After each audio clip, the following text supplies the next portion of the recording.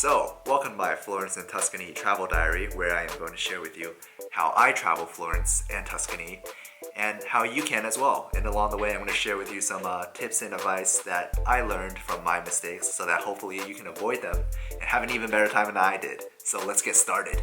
Let's start with how you'll arrive there. So I was with my family and we arrived by train, which is how most people will arrive. And we stayed in the city center. We just booked an apartment there. And that's where I recommend that you stay as well, because it's super lively there. That's where most of the people and the attractions are. And just the vibe from the city center is just a really nice, like, lively vibe. That's where basically everything is. So you want to be there for convenience reasons and just for like the environment. So to get to the city center from the train station, it should be a really short 10 to 15 minute taxi ride. It should cost at most 15 euros. The taxis are metered, so you won't have to worry about people scamming you, ripping you off, which is really nice. We arrived by train about 6 p.m. We didn't really have too much time to explore that night, so we just went directly to dinner at this random restaurant that we found on Google Maps that had really good reviews, and that was pretty close to us. Alright, it's late in the evening. We just arrived in Florence, and we're going to start off the night right with dinner at a classic Florentine restaurant. And this was the moment that kind of changed my life in a way. I'm gonna let you guys know something. I actually didn't really like Italian food before I went to Italy. But what I realized after that meal was that I just didn't like Italian food that was made in America. I guess I just never had good Italian food in America. So after that meal, I realized, damn, I love Italian food. This is amazing. All the Italian food I had before this was garbage. I mean, this was like straight up a life-changing meal. So for dinner, we had this massive 2+ pound Florentine T-bone steak. The juiciest steak I have ever seen in my entire life.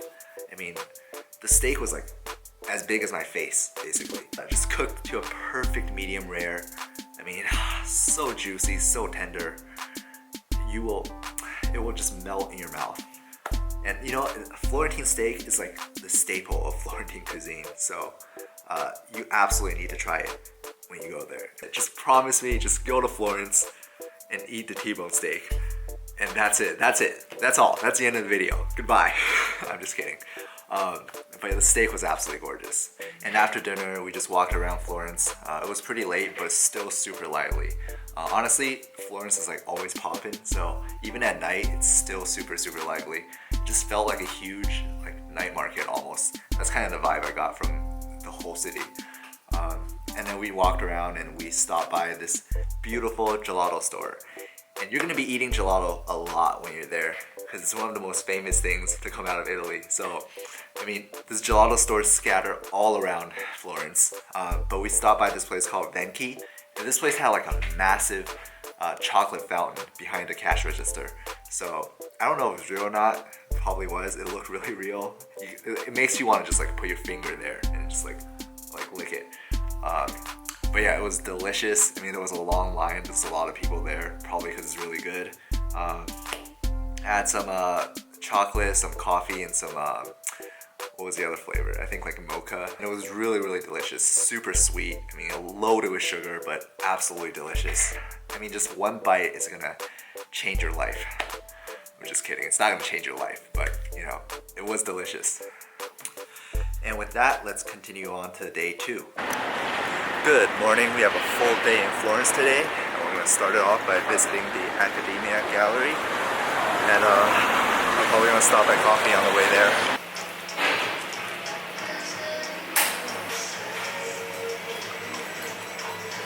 So we just had a really expensive breakfast. It was like 25 euros for like 4 pastries and 2 cappuccinos. But now we're headed to the Accademia Galleria. So the Accademia Gallery is actually the home to the original David statue created by Michelangelo. And even if you aren't into art or art history, you have to go see this place. I'm not into art or art history, and I was just absolutely blown away by how majestic that statue was. It's honestly the greatest statue I've ever seen in my life. I mean, it's gorgeous. Once you're there, there's all these people who are actually into art, actually just standing there painting the statue or drawing it. Just so much history behind it too. I mean, the Academia Gallery doesn't have just the David statue, it has a bunch of different Renaissance art too. So there's a lot of different things that you can see there. It's quite a small museum, but it's filled. It's just packed with all these sculptures and paintings. Just a great place. I mean, you have to visit. It's one of the staples of Florence. It's a must-see if you're there. So, and I recommend getting there a little bit early in the morning, preferably right when they're open, because once you go there later during the day, you gotta wait quite a while in line. So get there early in the morning, hopefully right before when they open, and you'll skip the line. So that's a nice tip to keep in mind. So after seeing the Academia Gallery, we went to see the cathedral. And in order to see this place, you actually get this combo ticket that includes the cathedral, the baptistry, the Giotto's bell tower, and finally the Duomo. But you should buy this ticket online like at least a week in advance, because I bought mine 3 days in advance, and in order to climb to the top of the Duomo, the Brunelleschi's dome, you have to reserve a time slot. And when I tried to reserve it 3 days in advance, there was literally only one slot left.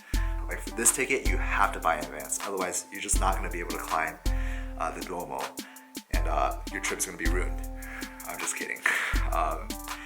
Not climbing the Duomo is going to be a huge disappointment if you do go to Florence, so definitely book it a week in advance. And it looks like a really dark dungeon in here. Doesn't feel like you're going to like the top of something. Feels like you're going to a dungeon full of skeletons.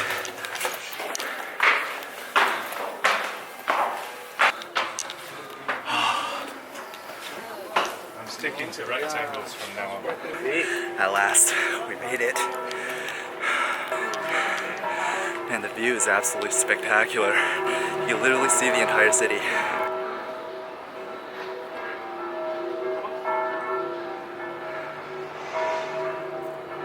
I got into the gate at like 5:40, and right now it's 5:49.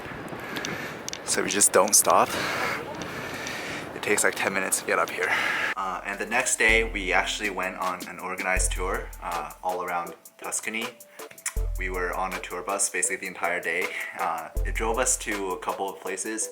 The first place was a medieval village. Really small village. It was called Monte Rigiorni. There's not much to do there besides take pictures and have a cup of coffee, which is exactly what I did.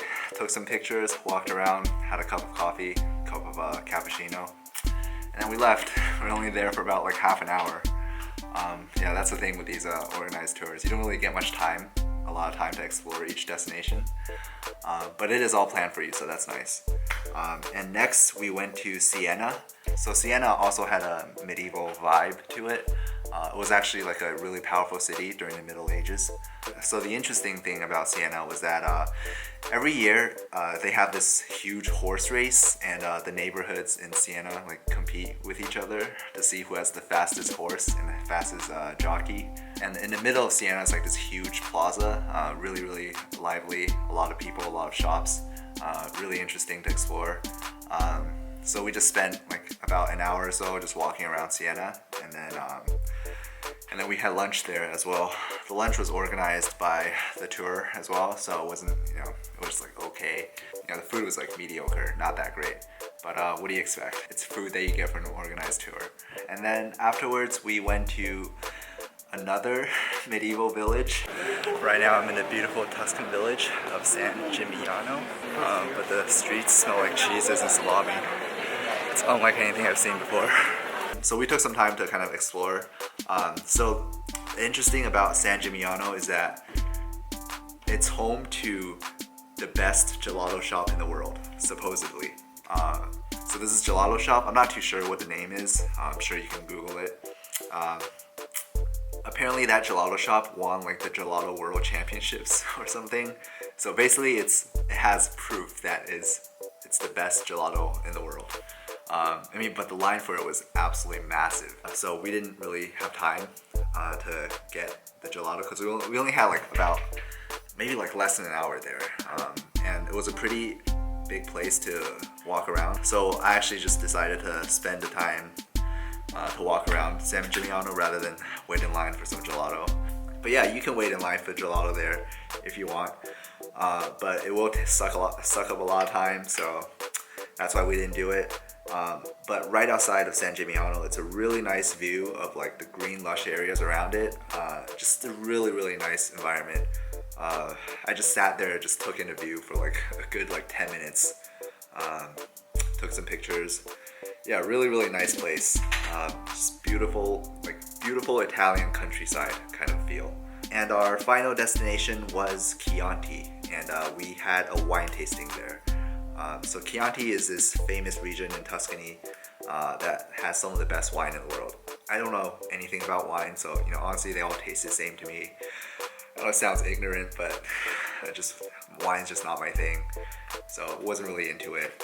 I liked the experience, but that's all I can say. Thanks for sticking to the end. If I missed anything, or you have any questions for me, please leave it in the comment section below. I'll answer every single one of them. And if you want to stay up to date with other videos, please click subscribe as well. I'm gonna have more videos coming out real soon, I promise. I'm gonna have my Rome video coming out soon, in the next couple of days or weeks, depending on how much time I have. I know I don't upload that consistently. I'm gonna be better with that, I promise.